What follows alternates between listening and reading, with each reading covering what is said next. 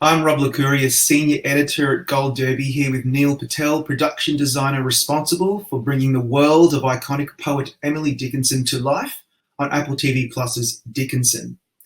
Neil, what is the most challenging part of world building for a series, particularly one where you've taken on responsibility in its second season, so a lot of it's already established, but we're moving on, the characters are still moving on, and it's a period series to boot, so this show is so visual in its impact on the audience. So talk us through that challenge and dynamic. Sure. Well, the big challenge in season two for me, I mean, besides maintaining the incredibly beautiful design that was established in season one, was to really expand the world. You know, in season one, we're mostly in Homestead and the Amherst. And in season two, we built an entirely a new set, which historically was built for Emily Dickinson's brother, Austin. And it's kind of compared to the kind of lovely federal style New England house Homestead is, this is a much more flamboyant, elaborate, almost nouveau riche at the time, Victorian Italian villa. And it's and the the young couple of Austin and Sue are um, living there and kind of conducting salons in a kind of artistic and prominent way in the community. So they made it was really to show a kind of opulence and a real contrast to Homestead. So the first thing was to build this set. So and to make sure that it was distinct and told the right story when it was when we cut from the two houses, which we often do. So um, we went, first thing I did was I went with the set decorator and producer, and we went up to Amherst, Massachusetts, to look at the real house. The real house is like a weird haunted house. It hasn't been touched since about the early 20th century, and but its bones are there, and it is this kind of Victorian Italianate style. And then I took all the information from that, and then I kind of had to create my own version of that. And really, although I kept the kind of essence of the house, the ground plan, the structure of it, I was really looking more towards European salons, towards more opulent houses in the Hudson River Valley from the period, to just kind of up, like we often have to do in production design, just kind of really pump up the difference between the two spaces. So the other kind of story element that's really important in the show, and we have all episodes, we have all the scripts in the beginning of the season, so I can kind of craft the design over the whole season, is in a later season we spent an entire episode in Opera House where Emily sees La Traviata, which was a new and kind of scandalous opera at the time, and she's completely taken by it, and she conflates Violetta and her salon with Sue's salon at Evergreens. So from the beginning of the design, I was trying to connect those two, the kind of theatrical set we'd see later in the season to the real space we'd see earlier in the season, which was, which is a Parisian salon. So we did, we raised the ceilings, we added a lot of gilt and columns, and just, it's just much more flamboyant space. We went to the Isabella Stewart Gardner Museum in Boston and fell in love with these kind of fabric paneled walls, which displayed the paintings really beautifully in their gilt frames, because we had all these lovely Hudson River School paintings with these kind of incredibly luminous paintings, and they looked beautiful against the silk wallpaper. So it was just all those kind of influences that came together. And then of course the challenge of doing a period show is you can't order anything on Amazon. Everything is everything has to be made. The period glass we use comes from Germany. We were ordering metal parts from foundries that still have the original presses in Missouri, and the sourcing is a whole challenge in itself. So that is but we have an incredible team, and Apple gave us a decent and necessary prep time to really do that. So it was really about pulling all those things together. And then besides that, that was the big challenge, was designing that set. And then there were other, and then we had to do an entire opera episode, a Victorian spa. That was an entire episode in and of itself. And then I had to create a period printing press, a full steam-driven, turbine-driven printing press. So it was really like just taking what was developed in season one and just expanding it into the greater world that Emily Dickinson is a part of. Yeah, I like to think with season two, and this happens on many shows, the volume's been turned up on some of the production design because the show has obviously proved itself. It has, a fan base, the network or platform is behind it. And so now they're saying, all right, well, go for gold and see what else you can come up with. And the great example is what you mentioned, that opera house. Didn't you transform a New Jersey movie theater to create that space? Like that's talk us through that because that Yeah, sounds yeah, we like a did. lot of work.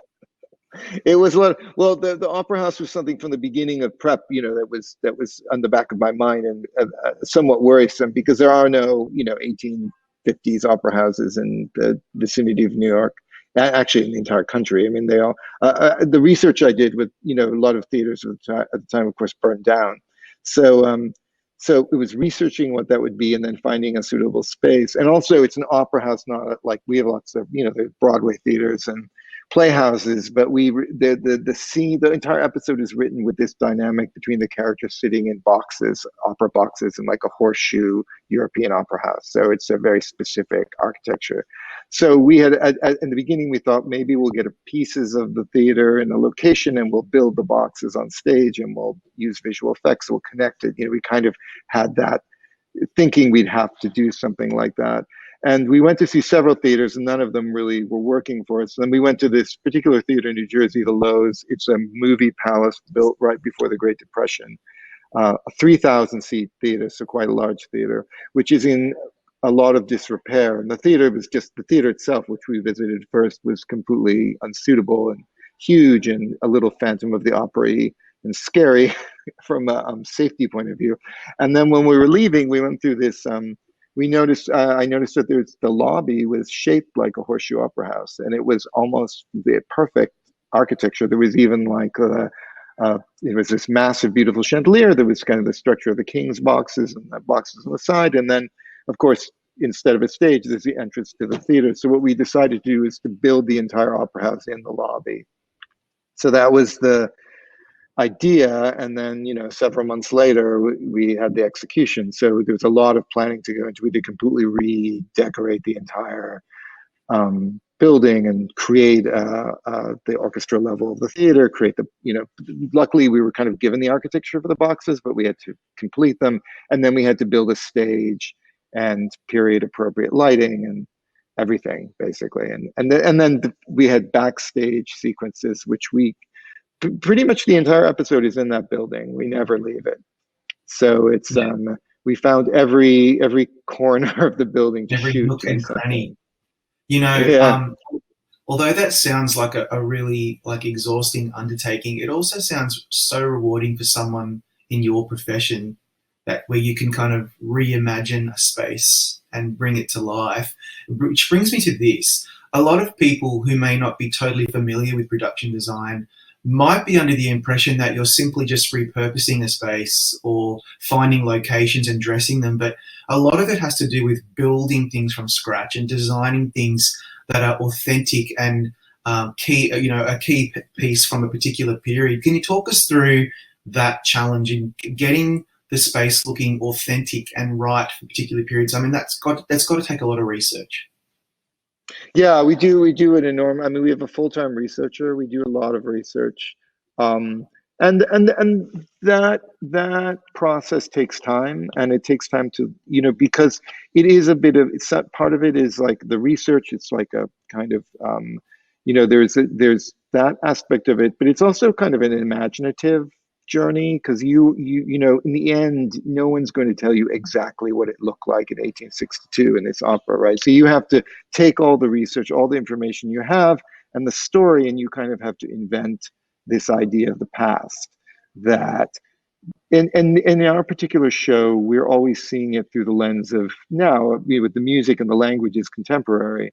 So we're trying to pick out the pieces that resonate with a contemporary audience. So and we're pretty strict in the production design and the wardrobe. We avoid any anachronisms if we can. We don't try and add modern touches. Everything is pretty much period. We try and avoid any technology or anything that wouldn't be, but we're trying to get at a kind of there is a Dickinson version of 1862 that's very different than anyone else's version. And partly that's because it's seen through the eyes of, the entire show is about a poet, about an artist. So there's a kind of vividness and almost surreal aspect to things. Sometimes we're after in choices of wallpaper, pattern, color, and the palette we develop.